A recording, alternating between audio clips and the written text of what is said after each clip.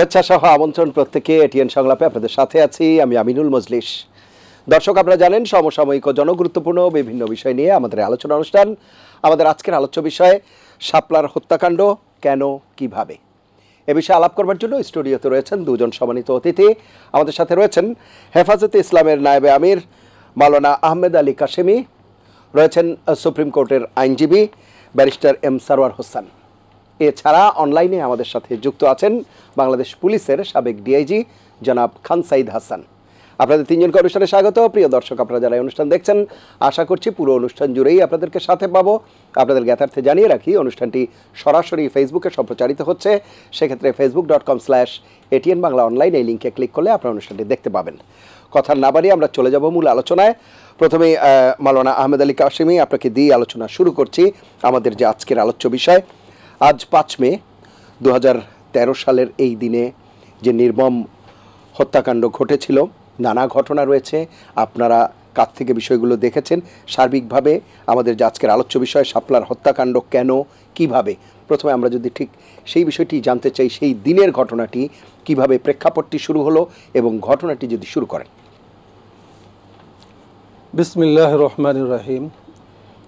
আপনাকে ধন্যবাদ, আমার সহ আলোচক যারা আছেন, শ্রোতা সবাইকে ধন্যবাদ জানিয়ে আপনি আজকে যেই বিষয়ে আলোচনা শুরু করেছেন সেটা এই দেশের নবী প্রেমিক মানুষের জন্য একটা ভয়াবহ দিন ছিল 2013-র 5ই মে। আপনারা জানেন যে ঘটনার সূত্রপাত তো হইল এটা যে 2013-তে আপনারা জানেন যে এর আগে এই আব্দুল কাদের মোল্লাকে যাবজ্জীবন ফাঁসির রায় দেওয়া হয়েছে। প্রথমে যাবজ্জীবন, পরে ফাঁসি। তো এই যাবজ্জীবন রায়ের পরে একটা বড় অংশ এখানে শাপলা চত্বরে গণজাগরণ মঞ্চের শাহবাগে তারা একত্রিত হয়েছিল। আমাদের আব্দুল কাদের মোল্লা সাহেবকে অন্যায়ভাবে যাবজ্জীবন দেওয়া হয়েছে বা অন্যায়ভাবে ফাঁসি দেওয়া হয়েছে, সেটা আমাদের আলোচ্য বিষয় না, সেইটা আমরা আলোচনা করতেছি। কিন্তু এখানে এই যে শাপলার যে মেলাটা জমলো, শাহবাগের যে মেলাটা জমলো, এটা তো এইখানে অনেক ব্লগার এবং এই ইমরান এই সরকারকে এখানে বসানো হলো, তার মাধ্যমে এই মেলা জমলো আর কি। তো এইখানে অনেক ব্লগাররা ইসলামের বিরুদ্ধে বিভিন্ন কটূক্তি তারা করেছে এবং বিভিন্ন ব্লগে তারা লেখালেখি করেছে। এরপরেই আল্লামা আহমদ শফি সাহেবের নেতৃত্বে হেফাজতে ইসলাম মনে করছে যে এটার একটা প্রতিবাদ হওয়া উচিত এবং এটা বড় ধরনের একটা প্রতিবাদ সমাবেশ হয়েছে এর আগের মাসে 6 এপ্রিল। আপনি জানেন, 6 এপ্রিল একটা ঢাকাতে মহাসমাবেশ হয়েছে, সেটাও শাপলা চত্বরই হয়েছে এবং এত মানে সংখ্যক লোকজন সেখানে লাখ লাখ লোক সমবেত হয়েছে। তারা ঠিক শান্তিপূর্ণভাবে এখান থেকে ফিরে গেছে, কোনো অপ্রীতিকর ঘটনার সূত্রপাত সেখানে হয়নি।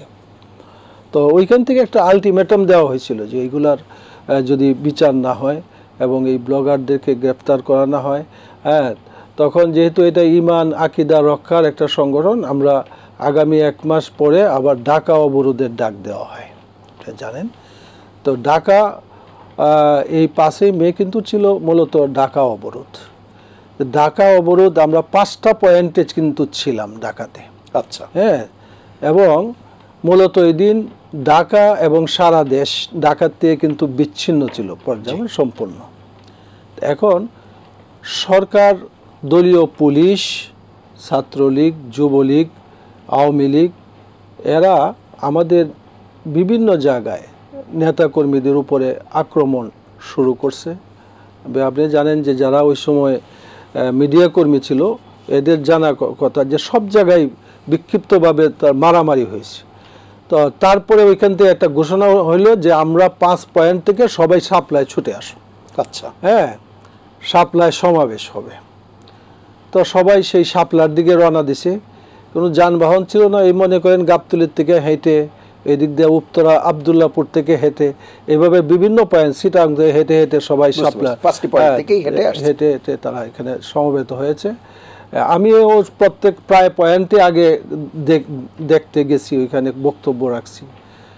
তো এখানে আসার পরে যেটা হইলো যে সেখানে আমাদের উদ্দেশ্য হচ্ছে, আমির বলছে যে তোমরা সবাই এখানে আসো, এইখানে বক্তৃতা হবে।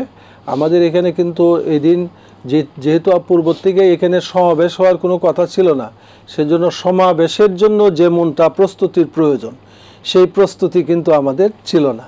বলতে গেলে এই ঘোষণার পরের থেকে কিছু মাইক রেডি করা হয়েছে, অস্থায়ী মঞ্চ করা হয়েছে, লোকজন চলে আসছে, আসার পরের থেকে বক্তৃতা শুরু হয়েছে। এবং আমরা মোটামুটি ওগুলো প্রতিবাদটা ছিল যে আমাদের উপরে যে ন্যাক্কারজনকভাবে বিভিন্ন জায়গায় আক্রমণ হামলা, আপনারা এগুলো দেখছেন যে আমি 2013 পরে বিভিন্ন টকশোতে 71 টকশোতেও কয়েকবার গেছি। ওরা বিভিন্নভাবে বলার চেষ্টা করছে যে হেফাজতের তাণ্ডব। কি তাণ্ডব করছে হেফাজতে? যে বাইতুল মোকাররমের আশপাশের যত অস্থায়ী দোকানপাটে কোরআন বিক্রি হইতো, বিভিন্ন ইসলামী বইপত্র বিক্রি হইতো, এগুলো ওরা আগুন দিয়া ফুরাইয়া ফেলছে। তো আমি বলার চেষ্টা করছি যেই হেফাজত দিন ইসলামের মানে হেফাজতের জন্য ওরাই নিজেরাই কোরআন শরীফ পুরাইয়া ফেলে, এটা পাগলেও বিশ্বাস করার কথা না। তো যাই হোক, এইখানে মূলত আপনারা যদি জানেন ওই দিন বিকেলবেলা থেকে কিন্তু আওয়ামী লীগের লোকেরা হেফাজতের উপরে আক্রমণ শুরু করছে। তারা দেশীয় অস্ত্র দিয়া তারা বিভিন্ন জায়গায় বাইতুল মোকাররমের দক্ষিণ গেট, বিশেষ করে এখানে আমাদের অনেক লোক আক্রান্ত হয়েছে, এমনকি আওয়ামী লীগের অফিসে অনেককে সে ওই নিয়ে ভিতরে নিয়ে নির্যাতন করা হয়েছে। এগুলো খবর আমাদের কাছে আসছে। এগুলো তো সব দিনের ভাগে, হ্যাঁ দিনের ঘটনাটা না বলছি, রাতের দিকে আমি আসছি। তো এই ঘটনার সূত্রপাতে এক তো হেফাজত নেতা কর্মীরা সারাদিনে তারা ক্লান্ত বলতে গেলে, কারণ এই যে হাইটে বিভিন্ন জায়গা থেকে এখানে চলছে। তো এখন রাতেও আমাদের কথা মানে বক্তৃতা চলতেছে, কিন্তু আমাদের আমির যে আমর শফি সাহেব তৎকালীন যিনি আমির ছিলেন, ওনাকে তো হেলিকপ্টারে বোধহয় নিয়ে যাওয়া তিনি ছিলেন লালবাগে, তিনি তখন ছিলেন লালবাগে। আচ্ছা। এবং উনি এইখানে আসছেন, আমরা শুনেছি যে উনি পলাশীর মোড় পর্যন্ত, যেটা আপনি চেনার কথা, ঢাকা বিশ্ববিদ্যালয়ের পাশে পলাশীর মোড় পর্যন্ত তিনি চলে আসছেন, কিন্তু আইন শৃঙ্খলা রক্ষা বাহিনী ওনাকে বাধা দিয়ে আবার ওনাকে ফিরিয়ে নিয়ে গেছে, উনি আর আসতে পারেননি। আমরা এখানে ঘোষণা দেওয়া হচ্ছে যে আমাদের আমির আইসা, ওরা বারবার আমাদেরকে মিডিয়া কর্মীরা যে আপনারা এখানে কতক্ষণ অবস্থান করব, আমরা যে অবস্থান করব না, আমাদের আমির আইসা বক্তৃতা দেয়, যদি উনি মোনাজাত করে আমাদেরকে চলে যেতে বলে চলে যাব। এখানে কিন্তু অবস্থানের কোনো কর্মসূচি আমাদের ছিল না যে আমরা শাপলা চত্বরে অবস্থান করব, সরকার পতন পর্যন্ত আমরা এখানে অবস্থান অব্যাহত রাখবো, এই ধরনের কোনো ঘোষণা কিন্তু ছিল না। কিন্তু ইতিমধ্যে আপনারা জানেন যে সরকারের উচ্চ মহল থেকে তারা এখানে বিভিন্নভাবে যে শাপলার এই হেফাজত নেতা কর্মীদেরকে এখান থেকে উঠাইয়া দেওয়ার জন্য, উচ্ছেদ করার জন্য তারা বিভিন্নভাবে আমাদের সাথে বসে নাই, তারা আমাদের সাথে বসে যে তোমরা কতক্ষণ থাকবা বা করবা, এইটা কোনো না করে তারা শক্তি এবং বল প্রয়োগ করার একটা সিদ্ধান্ত নিয়েছে। এবং বল প্রয়োগ করার সিদ্ধান্ত নিয়েছে। ইতিমধ্যে আমাদের যে আপনি জানেন আমাদের মরহুম হেফাজতের উনি পরবর্তী সময় আমিরও হয়েছিলেন, মৌলানা জুনায়েদ বাবুনগরী, তৎকালীন সময় তিনি মহাসচিব ছিলেন, হেফাজতের মহাসচিব ছিলেন, তিনি মঞ্চে ছিলেন, আমিও ছিলাম ওনার সাথে মঞ্চে। তা এখন উনি বললেন যে না, আমাদের একটাই যে আমির না আসা পর্যন্ত আমরা এখানে অবস্থান অব্যাহত রাখবো, আর এই গভীর রাত্রে আমাদের নেতা কর্মীদেরকে চলে যাওয়ার নির্দেশ দিলে যানবাহন নাই, সারা দেশ থেকে তারা আসছে, তাদের যাওয়ার ব্যবস্থা কি, সুতরাং আমরা এখানে অবস্থান করবো।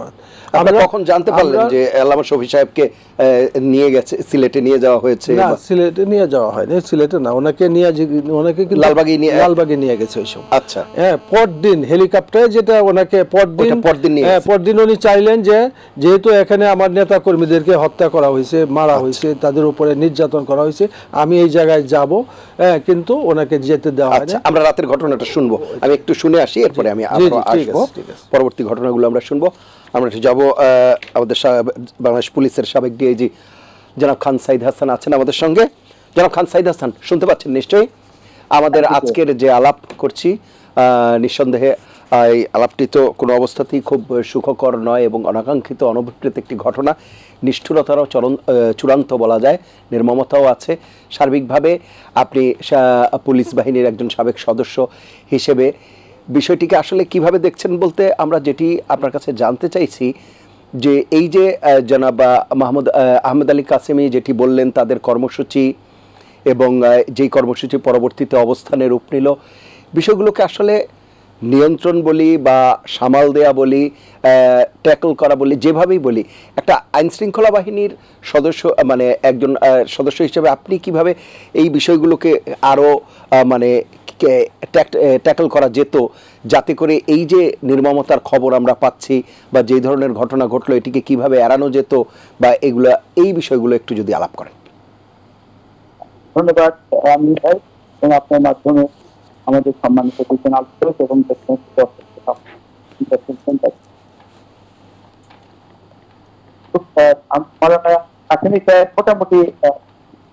প্রেক্ষাপটটা বলেছেন। তবে এটা একটু যোগ করতে চাই, নতুবা ইতিহাস থেকে যারা আমাদের ইতিহাসে কন্ট্রিবিউট করে তাদেরকে স্বীকৃতি দিতে।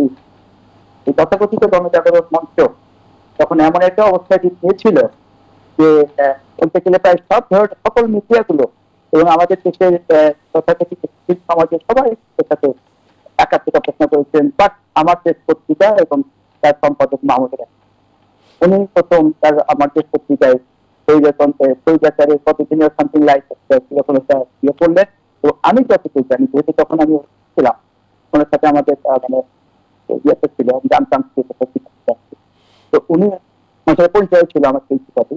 উনি নিজে ব্যক্তিগত ভাবে আমি যতটুকু আমি জানতেন, আমাকে যেতে বলা হয়েছিল আমরা আল্লামা শফিক সাহেবের সাথে এই বিষয় নিয়ে কথা বলা, কিন্তু তখন এমন অবস্থা ছিল যে আর কারো ইসলামিক শক্তি ছাড়া আর কেউই তখন সবাই তখন জানতে।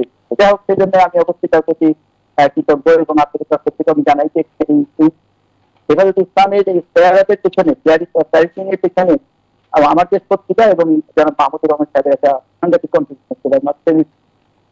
আর এরপরে যেটা আপনি বললেন, আসলে ওই সরকারের সম্পর্কে কথা বলতে গেলে পুরাটাই ছিল কনস্পিরেসি, সব জায়গায় কনস্পিরেসি করতে যেত। কিন্তু যখন এই যেটা আমাদের আসিম সাহেব বললেন যে নবী প্রেমিক বা এই যে ইসিম অনাথ ছেলেগুলোকে যখন সে রাজনীতি পলিটিক্স তথাকথিত শয়তানি করতে গেছে হাসিনা এবং হাসিনার মেশিনার, তখন ধরা খেয়েছে। অ্যাকচুয়ালি আপনার পরবর্তী হয়তো জানবেন যে ওদের প্রথম একটা কৌশল ছিল যে আমাদের মহাসচিব জুনায়েদ বাবুনগরী মৌলানা জুনায়েদ বাবুনগরী সাহেবের সাথে একটা আল্লামা শফিক সাহেবের একটা ইয়ে করা যায়, ডিফারেন্স অফ ওপিনিয়ন করা যায়। এটা ছিল প্রথম চেষ্টা। কিন্তু এটা যখন পারে নাই, তারপরে এসে তারা তখন মানে তারা ভেবেছিল যে ওখানে যাওয়ার পরেই ওদের মধ্যে একটা অদ্বৈততা হয়ে ওখান থেকে ডিসপার্স হয়ে যাবে। কিন্তু যখন সেটা পারে নাই এবং আস্তে আস্তে যখন জমায়েতটা বেশি হচ্ছিল, তখন এরা হঠাৎ করে এই সিদ্ধান্ত নিয়ে যেতে পারত। তো আমি আমার পরিচয় অভিজ্ঞতা থেকে যেটা বলতে পারি, একটা দিতে পারি।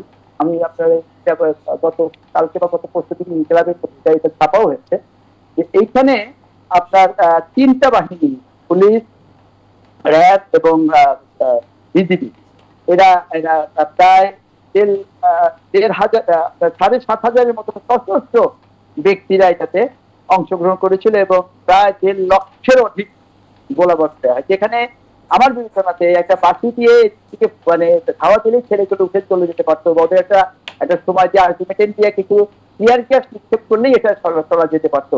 সেটা বাদে এই দুজন গোলাগুলি করেছে। এবং তাই না, আপনার কাছে খেয়াল আছে প্রধানমন্ত্রী শেখ হাসিনা সংসদে দাঁড়িয়ে বলেছিলেন যে সবাই নাকি রং মেখে চেয়েছিল, পুলিশ এসে ধাওয়া দিয়েছে, এটা উঠে চলছে। মানে কত মানে বিভক্ত এবং কত মানে কি বলবো, এটা ভাষা নাই আমাদের বলতে পারি না। যাই হোক, এই অভিযানে কিন্তু অ্যাকচুয়ালি মানে অথেন্টিসিটি সহ অধিকার নামে যে মানবাধিকার সংগঠনটা আছে, ওনারা 61 জন লোকের মানে মৃত ব্যক্তির নাম, ঠিকানা সমস্ত কিছু প্রকাশ করেছে। এরপরে আমাদের দেশের জেনেছি আমি ব্যক্তিগত ভাবে এই জিনিসটা শেয়ার করা দরকার, যে তখন তার কাছে তথ্য চাওয়া হয় যে সরকার বা পুলিশ স্বীকার করেছে যে 10 জন বা 9 জনের কথা, আর হাসিনা তো তাও স্বীকার করে একটা বলছে সবাই নাকি রং মেখে চেয়েছিল। যাই হোক, এই 61 জনের বিষয়ে তথ্য জানতে চেয়েছিল সরকারের বিভিন্ন গোয়েন্দা সংস্থা।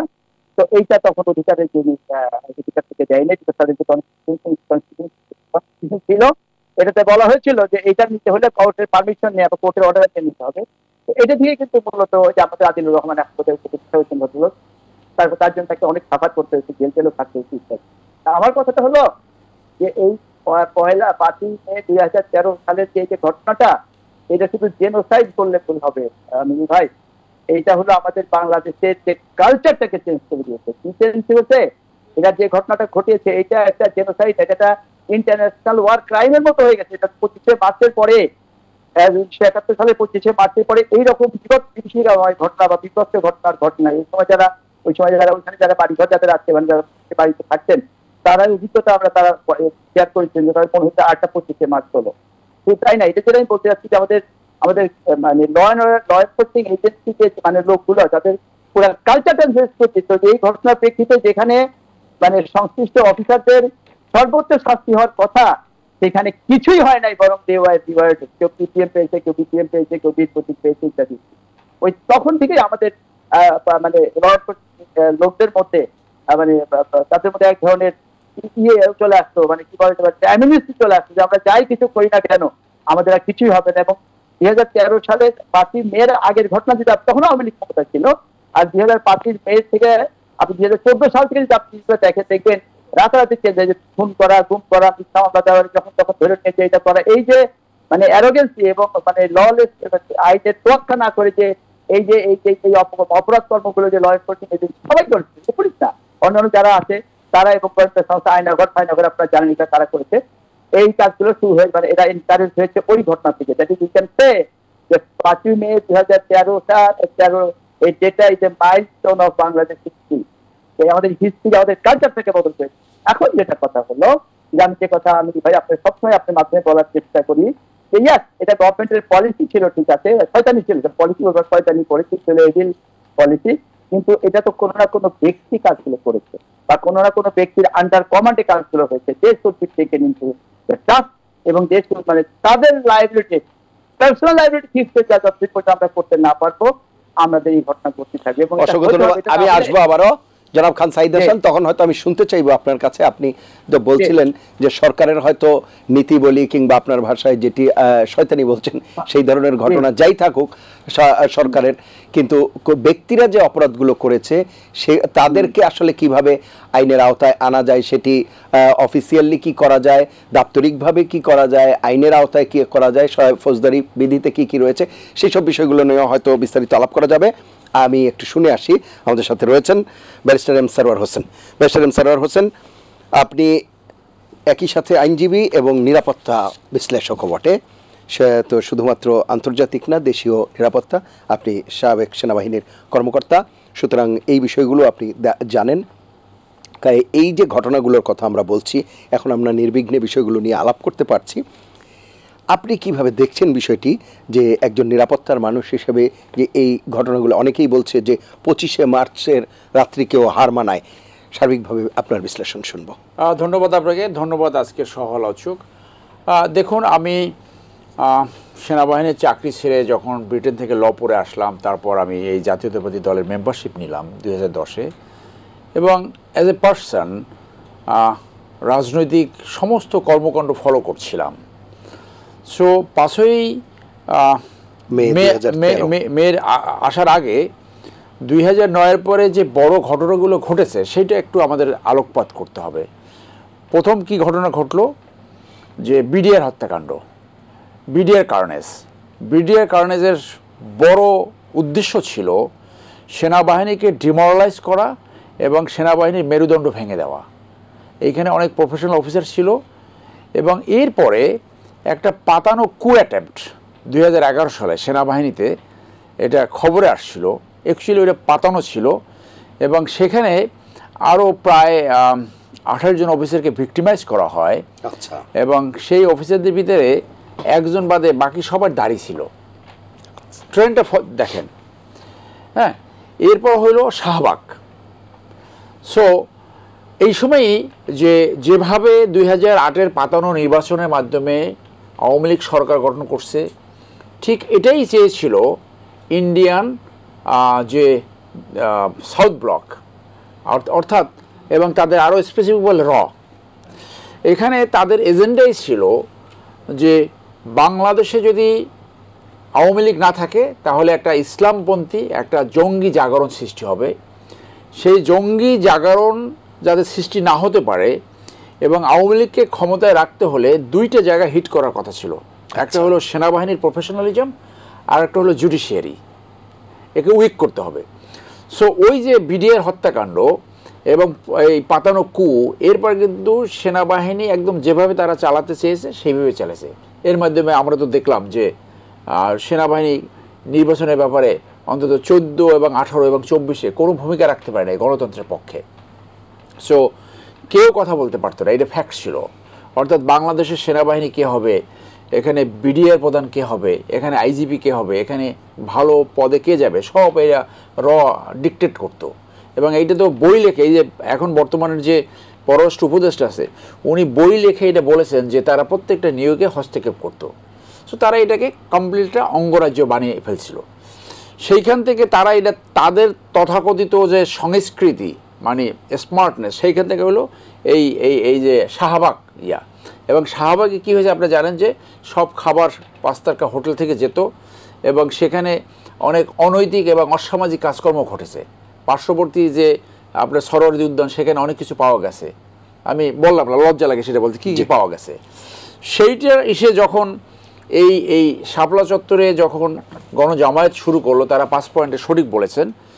এবং শুরুতে আমরা দেখলাম যে ওই যে অর্কেস্ট্রেশন কি কোরআন শরীফ জ্বালিয়ে দেওয়া হয়েছে। আমরা কিন্তু ক্লিয়ারলি বুঝতে পারছি যে এইগুলো সব এই যে এবং বাংলাদেশের তৎকালীন যে গোয়েন্দা তারা এগুলো করছে দোষ চাপাবার জন্য। এখন আমি একটু অপারেশনে আসি যে অপারেশনটা কীভাবে করলো। এই সমস্ত অপারেশন কখনো সরকার প্রধানের নির্দেশ ছাড়া হয় না, আচ্ছা, কোনোদিনও না। তাহলে এটার মাস্টারমাইন্ডকে শেখ হাসিনা নিজেই। এক্সিকিউট কে করলো? সেই সময় নিরাপত্তা উপদেষ্টা ছিল তারেক সিদ্দিকী, র্যাব এবং পুলিশ এবং বিজেপি। তো আমরা তো এই সংখ্যাটা যে 61 জন, এইটা নিয়ে তো এখনও ডাউট আছে। এটা নিয়ে কিন্তু এখনও রাষ্ট্রীয় পর্যায়ে কোনো তদন্ত হয়নি আসলে কতজন মারা গেছে সেটা মারা যায়। অনেকে কিন্তু এমনও ডাটা বের হয়েছে সোশ্যাল মিডিয়ায় আনঅথেন্টিকেটেড যে 3000 মারা গেছে। অনেকে তার পরদিনও ওইখানে মানে রক্তের গঙ্গা বয়ে গেছে এরকমও সোশ্যাল মিডিয়া আসছে। তাহলে উচিত ছিল এই সরকারের একটা তদন্ত এটা কমিশন করা, যেমন বিডিআর এর হত্যাকাণ্ড কমিশন করছে, এইটা নিয়ে একটা কমিশন হবে। মানে অন্তর্বর্তী সরকারের কথা বলছেন? ইয়েস, অন্তর্বর্তী সরকার তাদের উচিত ছিল একটা কমিশন করা যে আসলে কতজন মারা গেছে, 61 জন না 3000 জন। এই সরকারের যিনি একজন উপদেষ্টা আছেন যিনি সাফারার এই ঘটনার মানে এই সংখ্যা বলা নিয়ে বাই এনি অ্যাকাউন্ট, তো সেই সময় তো মাস্টারমাইন্ড হলো শেখ হাসিনা এবং দ্বিতীয় মাস্টারমাইন্ড হচ্ছে তারেক সিদ্দিকী। তাহলে কে করলো? সেই সময় সম্ভবত র্যাবের ডিজি ছিল বেনজির বেনজির তখন DMP commissioner, yes DMP commissioner তো একই। এবং বেনজিরের ভিতরে বিজিবির প্রধান, বিজিবির মহাপরিচালক ছিল জেনারেল আজিজ তখন। আজিজ, হ্যাঁ। তো এখন এই যে অপারেশনটা, সেখানে র্যাব ছিল, পুলিশ ছিল, বিজিবি ছিল। যারা এই অপারেশনে পার্টিসিপেট করছে সবাই কিন্তু আসামি হতে হবে প্রত্যেকে। এইখানে একটা বড় মাস্টারমাইন্ড ছিল যার নামটা কখনো সামনে আসে নাই, অনেকে বলে না। জিয়ার নামটা একেবারে ছয়ে গেছে, কিন্তু জিয়া কিন্তু ওইখানে অপারেশন করেছে ঠিকই, কিন্তু মেইন ছিল মুজিব যে পালিয়ে গেছে। যাকে নিয়ে গেছে লেফটেন্যান্ট জেনারেল মুজিব বরখাস্ত যে পালিয়ে গেছে, ও তখন ডেপুটি ডাইরেক্টর জেনারেল ছিল। এবং র্যাবে by their charter of duties operational সমস্ত প্ল্যান করে ডিডিজি। আচ্ছা, সেই ডিডিজির নাম এইখানে অনেকগুলো মামলা হয়েছে, আমার জানা 2-3টা মামলা হয়েছে। হেফাজত অফিসিয়ালি করেছে কিনা আমি জানি না, বাট হেফাজতের পদধারী অফিসিয়াল করা হয়েছে। সো তাদের একটা দাবি জানানো উচিত ছিল, এই 2 দিন আগে তারা সমাবেশ করছে, সেই দাবিতে একটা কমিশন করার দাবি জানানো উচিত ছিল। এখনো সময় আছে, করতে পারে। সো এই মুজিবের নামটা কোথাও, এবং যে মামলাগুলো হয়েছে একজনও কিন্তু মুজিবকে আসামি করে নাই, তার কিন্তু আসলে 3 নম্বর আসামি হওয়ার কথা। মানে র্যাবের ডিজি 4 নম্বর, শেখ হাসিনা, তারেক সিদ্দিকী, র্যাবের ডিজি মুজিব, এরপর আসবে বেনজির কমিশনার। এবং যারা অপারেশন লঞ্চ করেছে প্রত্যেকে কিন্তু আসামি হয়েছে। সো এটা আপনি কমিশন না করে কীভাবে বাইর করবেন? সেই জন্য তো তদন্ত আগাচ্ছে না। এইটা একটা প্রায়োরিটিতে বিচার আনা হচ্ছিল, প্রায়োরিটি সেটা হয় নাই। সো আমি সাইদ ভাইয়ের সাথে একমত যে by any account this is a crime against humanity. A arm people, প্রশিক্ষণ প্রাপ্ত পুলিশ বলেন, আর্মি বলেন, বিডিআর বলেন, আনআর্মড পিপলের উপরে এভাবে হামলা করতে পারে না। দ্যাট টু রাতের অন্ধকারে বাতি নিভিয়ে। পাকিস্তানিরা ওইভাবে হামলা করে না। পাকিস্তানিরা কয়েকটা নির্দিষ্ট জায়গায় হামলা করেছিল, মনে করেন সেই ইস্ট বেঙ্গল রেজিমেন্টাল সেন্টার, আপনার রাজারবাগ পুলিশ লাইন, এসব জায়গায়। এবং ওই পাকিস্তানি প্রথম যে অ্যাসল্ট, যে ম্যাসাকার ছিল, সে কতজন নিহত হয়েছে তার চেয়ে হয়তো সঠিক তথ্য এখানে বের যদি হয় তার চেয়ে বেশি হতে পারে। অতএব এই কথার সাথে সারবত্তা রয়েছে যে 25শে মার্চ রাত্রে যা হয়েছে ঠিক তার চেয়ে জঘন্য ঘটনা ঘটেছে। অতএব আনাম পিপল বাংলাদেশের নাগরিক আন্দোলন করছে, শান্তিপূর্ণ আন্দোলন, একটা পটকাও সেখানে ফোটে নাই, কেউ হয়তো একটা লাঠিও সামনে আনে নাই। আমরা তো খুব ক্লোজলি অবজার্ভ করছি। এর আগে যেটা হেফাজত ছিল সেইটা তো আমরাও এখানে একটা মিটিং করছিলাম, বেগম জিয়া যেখানে হাজির ছিল, উপস্থিত, আগের মিটিংটা, যে মিটিংটা বিকালে শেষ হয়ে যায়, তো যেখানে 1 মাস আগে সম্পূর্ণ আনাম পিপল এবং বাচ্চা ছেলে সাদা কাপড় পরে সবাই আসছে, আন্দোলনে কিছু জানেও না, আর এরা তো মোটামুটি শান্তিপ্রিয়। সেইখানে রাতের আধারে বিদ্যুৎ ইলেকট্রিসিটি অফ করে বাংলাদেশের প্রশিক্ষণপ্রাপ্ত র্যাব, যে যার ভিতরে অনেক আর্মি অফিসার ছিল, বিডিআর এবং পুলিশ তাদের উপর হামলা করেছে এবং একটা যুদ্ধক্ষেত্র করেছে। এইটার বিচার একটা প্রায়োরিটি ক্ষেত্রে হওয়া ছিল। এবং যারা যারা এই অপারেশনে পার্টিসিপেট করেছে বাই অর্ডার প্রত্যেকেই এখানে আসামি হওয়া উচিত। আমি আসবো আবার আপনার কাছে। মাওলানা আহমেদ আলী কাসেমি, রাতে যে ঘটনাগুলো ঘটেছে সেই জায়গাতেই যাচ্ছিলেন আপনি, সেটিই শুরু করেন যে বিকেলের পর থেকে আপনারা যখন শুনলেন যে আপনাদের আমির সাহেব আর আসছেন না, তখন বলছিলেন যে জুনায়েদ বাবুনগরী উনি বলছিলেন যে এখানেই থাকবেন এবং পরবর্তী দিনে এসে হয়তো ঘোষণা দেবেন। সার্বিকভাবে সেই বিষয়গুলো দিয়ে শুরু করেন। হচ্ছে বিকেলের দিকে 4জন গুলিবিদ্ধ লাশ আমাদের মঞ্চের কাছে আসছে। বিকেলেই 4টা লাশ। সেটা আপনার জন্য আমি প্রত্যক্ষদর্শী, আপনি বলি।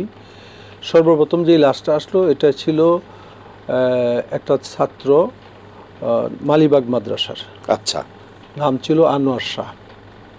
মানে তৎক্ষণিক তার লাশটা আনার পরে সাথে সাথে তার পকেট খোঁজার পরে দেখলাম যে তার পকেটে তার কিছু পরিচয়পত্র একটা আছে মাদ্রাসার। এই পরিচয়পত্র দিয়ে আমরা বুঝতে পারলাম যে এটা আনোয়ার শাহর লাশ। এই ছেলেটা অনার্স মাস্টার্সও করছে ঢাকা কলেজ থেকে। আচ্ছা আচ্ছা, খুব মেধাবী একটা ছাত্র। তো আমি এই কথাটা কেন বলছি যে বিকেলে যে 4টা লাশ আসছে এটা কিন্তু সবাই দেখছে। অপারেশন রাত্রে হওয়ার পরে পরের দিন যে ছবিটা জাতীয় দৈনিকে আসছে সেটা হলো 4টা লাশের ছবি। হ্যাঁ, যে 4 জন খালি মারা গেছে। যেটি বুঝতে পারলাম যে রাতের বেলায় কি হয়েছে এটা কিন্তু আর এটা অন্ধকারে রয়ে গেলে, দিনের বেলায় যে 4টা লাশটা অনেকেই দেখছে, সবার সামনে আসছে। এই লাশগুলা একবারে মঞ্চের সামনে এখানে ছিল, মানে শাপলা চত্বরে। এখন তো এখানে মেট্রো রেল হয়ে গেছে, জিনিসটা বোঝা একটু কঠিন। ওই যে শাপলার ছিল।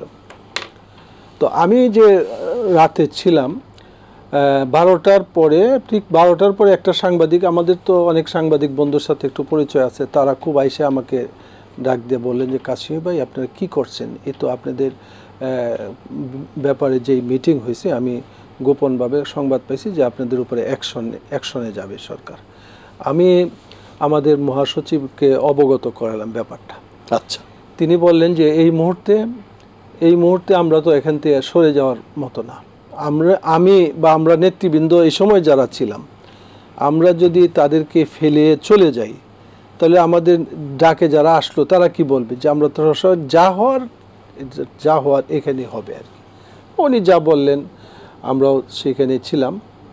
তো রাত্র আরেকটু যখন গভীর হলো তখন ঠিকই দেখলাম সর্বপ্রথম মনে করেন চতুর্দিক থেকে যেটা বিভৎস বন্ধ করার পর ইলেকট্রিসিটি ডিসকানেক্ট হলো কয়টার দিকে? ওইটা ঠিক সময়টা আমার ঠিক খেয়াল নাই, একটার পরই হবে।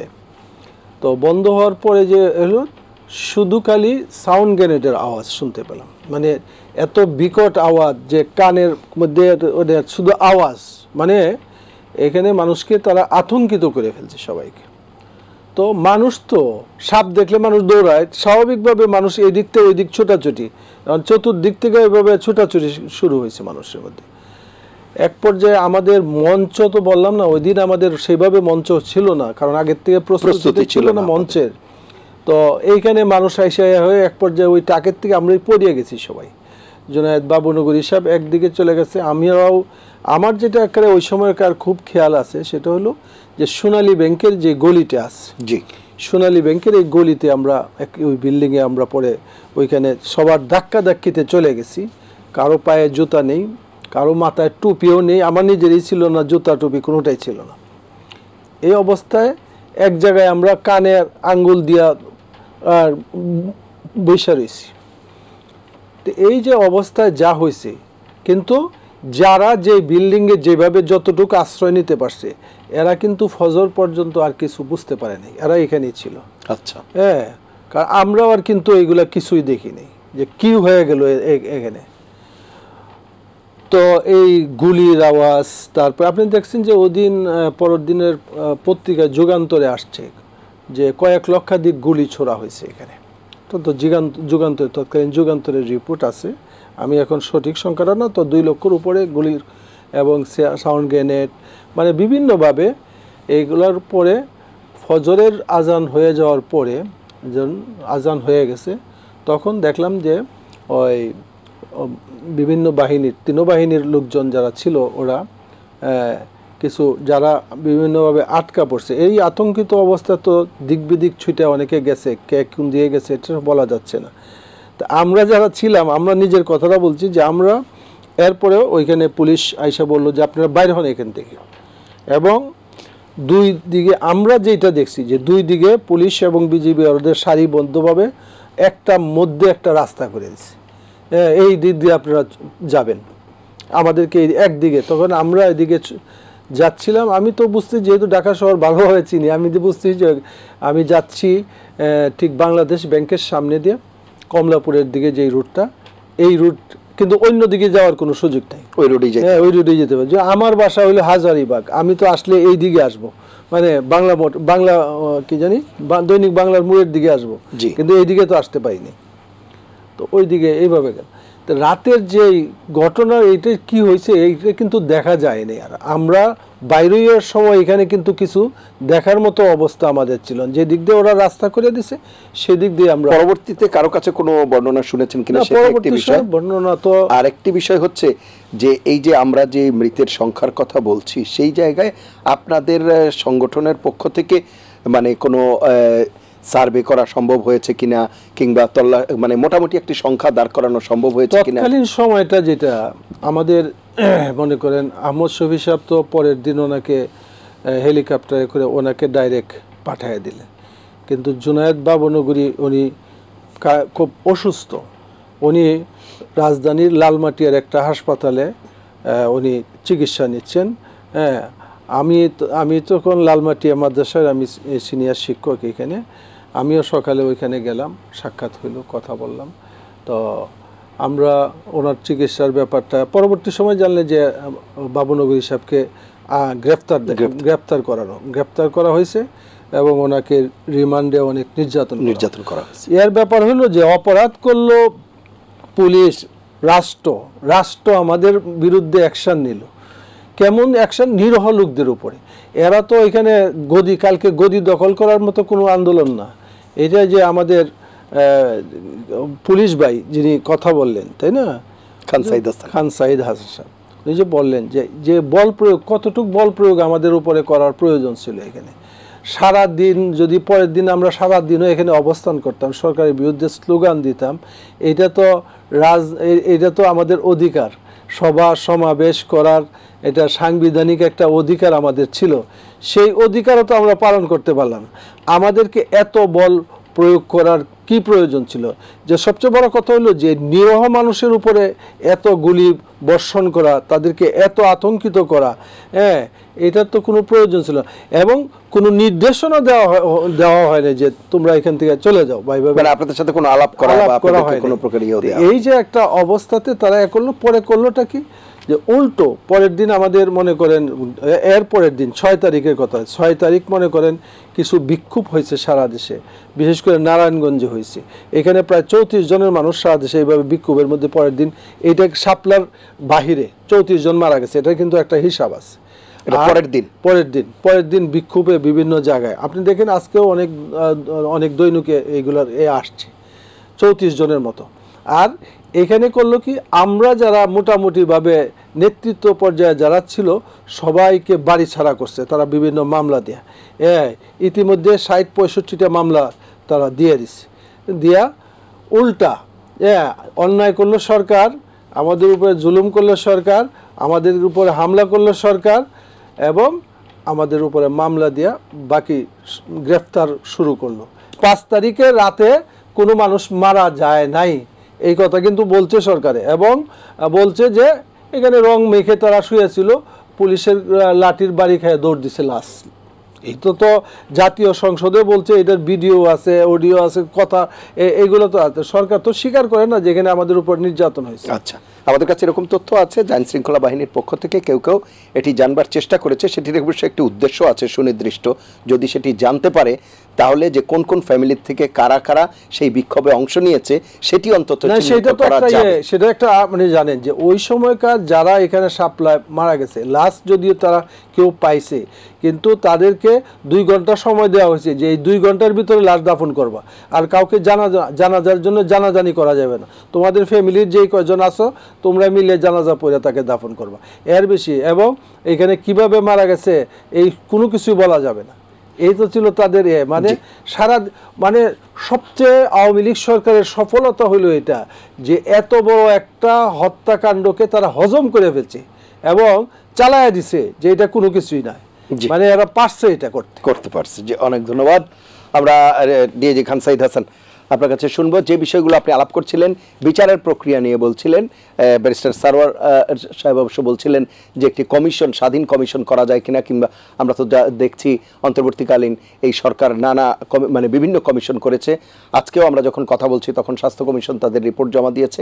তো এ ধরনের এত বড় একটি ঘটনা, এই ক্ষেত্রে কি কমিশন করার প্রয়োজনীয়তা বা যে বিষয়টি বলা হচ্ছে সেটির বিষয়েও যদি একটু আলোকপাত করেন। আমাদের দেশের যেটা আমাদের হিস্ট্রিটাকে পাল্টিয়ে দিয়েছে বিচার, একটা হলো বিডিআর পিলখানা ঘটনা আর একটা হলো বিডিআর পিলখানা নিয়ে একটা কমিশন গঠিত হয়েছে, সুতরাং ছিল। এখন কথা হলো যে একটা কমিশন তো আমাদের মানুষই তৈরি হয়, তো সেই জন্য কতটুকু তারা কি করবে তা করতে পারবে সেটা সময় বলে দিবে, তবে দেশে সেটা হওয়ার দরকার ছিল না, এটা হবে না। আমাদের মাইন্ড নয়, আবারও বলি, বারবার রিপিট করছি আমি, বিডিআর পিলখানা ইনসিডেন্ট এবং শাপলা চত্বর আমাদের বাংলাদেশের হিস্ট্রি কালচারটাকে পাল্টাচ্ছে, সুতরাং এটা হতেই হবে। আর একটা জিনিস আমি বলি, এটা এত হাসিনা সরকার, আমি কাশ্মীর সাহেবকে বলছি, আওয়ামী লীগ হজম করতে পারতো না, এটা হজম করতে পেরেছে ইন্ডিয়ার কারণে, ইন্ডিয়ার সহযোগিতার কারণে। আপনি জানেন এটা কিন্তু কোনো রাষ্ট্রীয় গণজাগরণ মঞ্চের যেটা, এটা কিন্তু কোনো রাষ্ট্রীয় ইয়ে ছিল না, রাষ্ট্র কর্তৃক কোনো সংগঠিত কোনো সমাবেশ ছিল না, এটা ছিল absolutely a group of people যারা কিছু ইসলামিক লোকদের ফাঁসি চাচ্ছিল। সেই জমায়েতে ভারতের পররাষ্ট্রমন্ত্রী সালমান খুরশিদ সাহেব জয়েন করেছিলেন। কেন? কোন প্রোটোকলে উনি? শেখ হাসিনা বলেছিলেন আমার বোন চায়, আমার বোনটা, আমি থাকি গণভবনে কিন্তু বোনটা পরে থাকে আমার শাপলা চত্বরে, বলে শাহবাগ চত্বরে আমি দিতে পারতাম।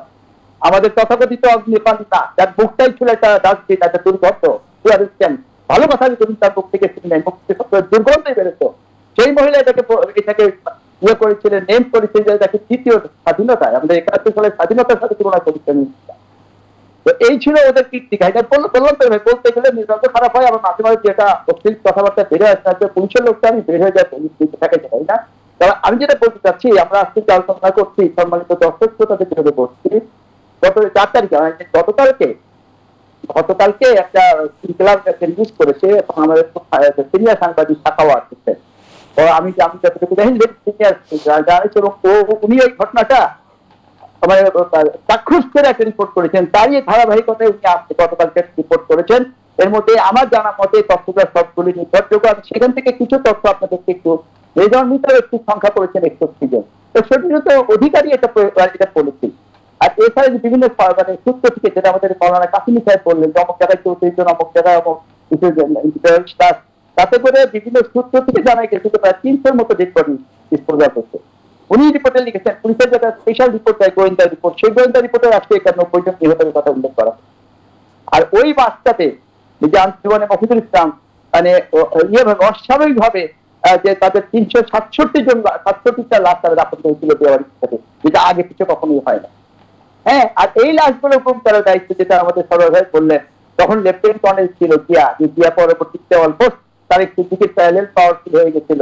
ওই যে তারপর হেন অপকর্ম নাই, কি কর্ম নাই, আপনার খুন গুম আয়না ঘর থেকে শুরু করে তারপরে যে বিএনপি নেতাদেরকে বিদেশে ইন্ডিয়া নিয়ে আসতে দেখা টাকা হয়তো নেতৃত্ব, এখন হয়তো ওইটা ইয়েতে আসছে, জেলে আটকান আসছে। তারপরেও জেলখানার মধ্যে ছিল মাঝে মাঝে তার যা এই সমস্ত কীর্তিকাহী, তার যে দম্ভিকতা এখনো শুনেছি, এখনো মনে করে যে আবার আওয়ামী লীগ ক্ষমতা আছে, আবার সেগুলো প্রতিশোধ নিবে, তাকে দেওয়া হচ্ছিল এই আপনি যে পদগুলোকে কাজ। হ্যাঁ, আর এই যে বাবুরাবের কথা বলেছেন, তো আমাদের কাছে স্বাস্থ্য বললেন যেতে করা হয়েছে, তার সাইড যেতে করোনাটা জানতাম, বিকজ ওই সময় আমার যে সমস্ত প্রাক্তন সহকর্মীরা ওই চর্চারে ছিল, এই যে বয়স্ক মানুষটার যে টোটাল মামলা হয়েছে, তাও আমার কাছে একটা আকাশে ওই হিসাবে ধরে রেখেছে যে 53টা মামলা হয়েছিল শুধুমাত্র ঢাকাতে, আর 80টার বেশি মামলা হয়েছিল সারা বাংলাদেশে হেফাজত ইসলামী করতে। মৌলানা কাসিম সাহেব বলতেছে যে তারা অত্যাচারের মাত্রাটা বুঝতে হবে যে এই সমস্ত মাত্রার সাথে কারা পরে আপনি করেন তো কম না করছে, যাদের বাপ নাই মাও নাই বা এই অনাথ অথবা যাদের বাপ মা থাকলে যাদের সামর্থ্য নাই, তাই তো এই সমস্ত দেখলে পরে কোনো আপনি শুনেছেন কোনো সচ্ছল মানুষের ছেলে মেয়েদেরকে মাদ্রাসায় যায় বা মাদ্রাসায় যায়, এই সমস্ত মানুষ আমার তো মনে হয় আল্লাহর আরো সচ্ছল করে কাটছে যখন এরা সাউন্ড ফাটাইছে, ওরা তো এনে তুমি সাফল্য কাপাইছে, আমার তো মনে হয় আল্লাহর আরো সচ্ছল করে। এবং এই লোকগুলা কারা কারা ছিল, এই কি ছিল, সমস্ত কিছু আমার মনে হয় যে আপনার আসলে যদি এটাকে তথ্য হিসাবে ব্যবহার করতে হবে, তার গত 4 তারিখে যে রিপোর্টটা সমস্ত কিছু কোন কোন অফিসার ছিল, কার কি দায়িত্ব ছিল, বেঞ্চের কি দায়িত্ব ছিল, এই সময় যাচ্ছে ছিল, সমস্ত কিছু সময় দেওয়া হয়েছে, আমি সেটা আপনাকে গেলাম না।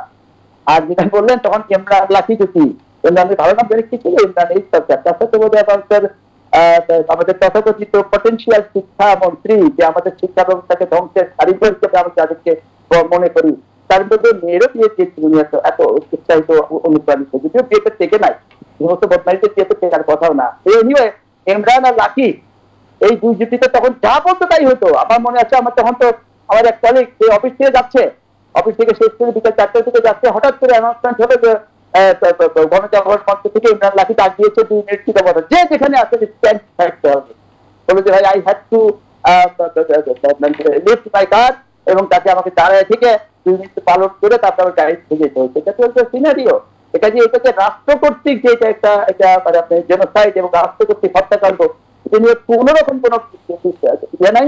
সুতরাং ইমিডিয়েট এটা কমিশন করে হোক অথবা মানবতা বিরোধী অপরাধ অ্যাকশনালি থেকে হোক, এটা ইমিডিয়েট এটা ব্যবস্থা করতেই হবে, তাহলে কিন্তু আমরা আবার ধ্বংস হয়ে যেতে হয়ে যাচ্ছি। এখন আইন শৃঙ্খলা রক্ষা করার দায়িত্ব যাদের, জনগণের জান মাল রক্ষার দায়িত্ব যাদের, তারাই যদি তাদের উপরে এভাবে আক্রমণ চালায় পার পেয়ে যায়, এটাকে একটা ফ্রান্কেনস্টাইন হয়ে গেছে, এবং এইটাকে থামাইতে না পারলে পরে এটা যে বড় ফ্রান্কেনস্টাইন হয়েছে আমাদের জাতির ঘাড়ে আবার চেপে পড়ছে। অসংখ্য ধন্যবাদ। জি, শেষ করুন। দেখা যাক, আমাদের ইচ্ছা আছে আপনার বর্তমান সরকার আমাদের বিএনপি সরকারের এই জিনিসগুলো আছে, অন্তত আমরা কাজ করেছি বা আমার কাছে তথ্যপত্র দেওয়া আছে, এবং আলোচিত আমাদেরকে তৌফিক দেয়, রাষ্ট্র পরিচালনা দায়িত্ব আমরা পাই, ইনশাআল্লাহ করতে হবে for the betterment of the country, for betterment of the national sovereignty. Thank you very much. অসংখ্য ধন্যবাদ ব্যারিস্টার এম সারোয়ার হোসেন। আমাদের শেষ করতে হবে, যে বিষয়গুলো বলছিলেন যে বিচারের প্রক্রিয়া, কমিশন এবং বিশেষ করে যারা ব্যক্তিগতভাবে এগুলোর জন্য দায়ী ব্যক্তি হিসেবে তাদের কিভাবে আইনের আওতায় আনতে হবে সেই বিষয়গুলো একটু আলোকপাত করবেন। দেখুন, আইনে যে যারা অপরাধ করেছে তাদেরকে মার্জনা করার কোনো সুযোগ নাই।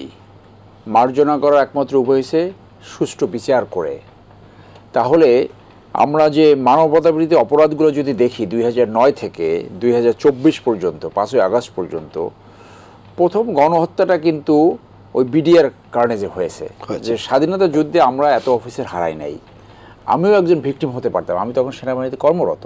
আচ্ছা, আমি 2000 সালে চাকরি ছেড়ে চলে গেছি, কিন্তু আমার তো ওখানে পোস্টিং হতে পারতো। সো আমাদের যারা মারা গেছে 57 জন, তার 50 জনের সাথে কোনো না কোনো ক্যাপাসিটিতে চাকরি করছি। এখনও এই ঘটনা মনে পড়লে হার্ট ব্লিডস, রক্তপাত হয় অন্তরে, যে আমাদের এত ফ্রেন্ডস যাদের সাথে একসাথে বিভিন্ন জায়গায় অপারেশনে ডিউটি করেছি, বিভিন্ন ক্যাপাসিটিতে চাকরি করেছি। সো এতগুলো অফিসার আমরা হারালাম। ওইটা কিন্তু বাংলাদেশকে যে জায়গায় ইন্ডিয়া নিয়ে গেছিলো আওয়ামী লীগের মাধ্যমে, দ্যাট ওয়াজ দ্য বিগিনিং। গণহত্যা 2 ছিল এইটা, হেফাজতের উপরে যে হামলাটা ছিল ইয়া। সো এরপরেতে অনেকগুলো গণহত্যা করছে, সর্বশেষ গণহত্যা হইল জুলাই রেভলিউশনে। সো আপনি যখন আমরা দ্বিতীয় স্বাধীনতা বলি অথবা আমরা মুক্ত হয়েছি, সো আপনি দেশকে ক্লিন করতে হলে এই অপরাধের বিচার করা ব্যতীত অন্য কোনো অপশন আছে একটা স্বাধীন দেশের জন্য? একটা সুষ্ঠু পরবর্তী যে সুষ্ঠু রাষ্ট্র ধারা চলবে সেটা করার জন্য এটার অবশ্যই বিচারের সম্মুখীন করতে হবে। এবং সেই বিচারের জন্য আমি মনে করি যে ইনভেস্টিগেশন এজেন্সি যেটা আন্তর্জাতিক অপরাধ ট্রাইব্যুনাল যেটা গঠন করেছে, তাদের ক্যাপাসিটি হলো ছোট তদন্ত করার ক্যাপাসিটি এবং ক্যাপাবিলিটি। যে কোনো ব্যাপারে একটা ক্যাপাসিটি এবং ক্যাপাবিলিটি একটা ব্যাপার থাকে। আচ্ছা, সো এইখানে মনে করেন একজন আয়ু নিয়োগ করবে এক একটা মামলায়, সাধারণত একজন আয়ুর পক্ষে এইরকম একটা ম্যাসিভ ঘটনাকে কিভাবে সে তদন্ত করবে? Impossible, it is impossibility. তাহলে একটা কমিশন অবশ্যই করতে হবে। সেই কমিশনে সেনাবাহিনীর এক্সপার্ট থাকবে, সেই কমিশনে পুলিশের লোক থাকবে, সেইভাবে লয়ার থাকবে এবং আরও যোগ্য লোক থাকবে। এবং আপনার যে এক্সপার্ট, যে সেখানে এই যে একটা সংখ্যা আসলে কত গুলি করেছে, কি হয়েছিল, সেগুলো মিডিয়া থেকে পাওয়া যাবে। একটা কমিশন ছাড়া এটা সুষ্ঠু বিচার করা কখনোই সম্ভব না। আমি মনে করি আপনার এই প্রোগ্রামের মধ্যে আমি বলছি অবশ্যই একটা কমিশন করা উচিত। অন্তর্বর্তীকালীন সরকার সেটা বিবেচনা নিতে পারে এবং যারা ভিক্টিমাইজ হয়েছে, যে এতিম ছেলেরা, এবং তারা হিসেব করতে পারবে না কারা আসছিল, কোথায় মারা গেছে, এটা তাদের সেই সিস্টেম নাই। আমি যতটুকু বুঝি তারা সেটা রেকর্ডও রাখে নাই কারা আসছে। সো এইটা 5% এররে সঠিক তথ্য বাইর করা সম্ভব অনলি বাই এ কমিশন। সেই জন্য তাদেরই একটা দাবি জানানো উচিত, একটা কমিশন করে তারপরে এটা বিচারের সম্মুখীন করা, যেভাবে বিডিআর হত্যাকাণ্ডের জন্য কমিশন হয়েছে। ধন্যবাদ। ধন্যবাদ। আমরা শেষ করব জনাব মাওলানা আহমেদ আলী কাসেমি আপনার বক্তব্য দিয়ে কমিশন প্রসঙ্গে এবং অন্যান্য যদি আর কিছু যুক্ত করেন। বাংলাদেশ হাসিনার দুঃশাসন থেকে মুক্ত হয়েছে 5 তারিখ, কিন্তু এই যে কতগুলা হত্যাকাণ্ড যেগুলো তার আমলে হয়েছে বড় বড়, এগুলার সঠিক তদন্ত এবং বিচার করা বর্তমান তত্ত্বাবধায়ক অন্তর্বর্তীকালীন সরকারের আমি এটা প্রয়োজন মনে করি। এবং তারা এই ব্যাপারে স্ব-উদ্যোগে একটা কমিশন তারা গঠন করা চাই। কারণ বিচার করতে হলে এই যে আমার সরোয়ার ভাই যেটা বললেন আর কি, যে একটা কমিশন হইলে তারা তদন্ত করা, তাদের হাত পা লম্বা, হ্যাঁ, আর এদের তো শুধু একটা পুলিশকে দিয়ে তদন্ত করা তার পক্ষে অনেকটাই সম্ভব না। সেই জন্য এটার জন্য একটা কমিশন হওয়া, এবং ভবিষ্যতে আপনারাও সেই দাবি করবেন। আমরা দেখি আমাদের ফর্মে আলোচনা হইলে আমরা সেই দাবি করব যে এই মানে শাপলার গণহত্যার একটা কমিশন করার জন্য সরকারের কাছে দাবি। আপনি ইতিমধ্যে জানেন যে আমরা বেশ কয়েকটা 4টা দাবিতে আমরা গত 3 তারিখে একটা সমাবেশ করেছি সোহরাওয়ার্দী উদ্যানে।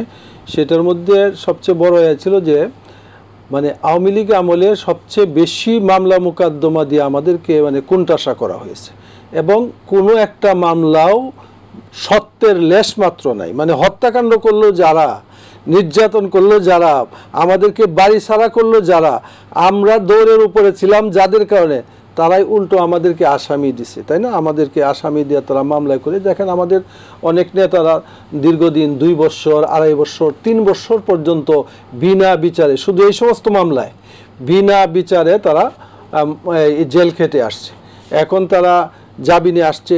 আমরা চাই যে এই সমস্ত মামলাগুলোকে এই সরকার অতি তাড়াতাড়ি যেভাবে পারা যায়, আইনি প্রক্রিয়া যেভাবে সম্ভব, এই মামলার থেকে হেফাজতের নেতাদেরকে মুক্ত করা হোক, এবং এই মিথ্যা মামলা যাতে আর কন্টিনিউ কেউ না করতে পারে। সেজন্য আমাদের একটা দাবি এই অন্তর্বর্তীকালীন সরকারের কাছে যে এই মিথ্যা মামলার থেকে হেফাজতকে মুক্ত করো, আর জাতিকে এই সমস্ত হত্যাকাণ্ডের সঠিক বিচারের মাধ্যমে কলঙ্ক মুক্ত করা হোক। অসংখ্য ধন্যবাদ। আমাদেরও সেই প্রত্যাশা। প্রিয় দর্শক, এই ছিল আজকের এটিএন সংলাপ। পরবর্তী অনুষ্ঠান দেখার আমন্ত্রণ জানিয়ে বিদায় নিচ্ছি। সবাই ভালো থাকবেন, সুস্থ থাকবেন। আশা করি এটিএন বাংলার সঙ্গেই থাকবেন। আল্লাহ হাফেজ।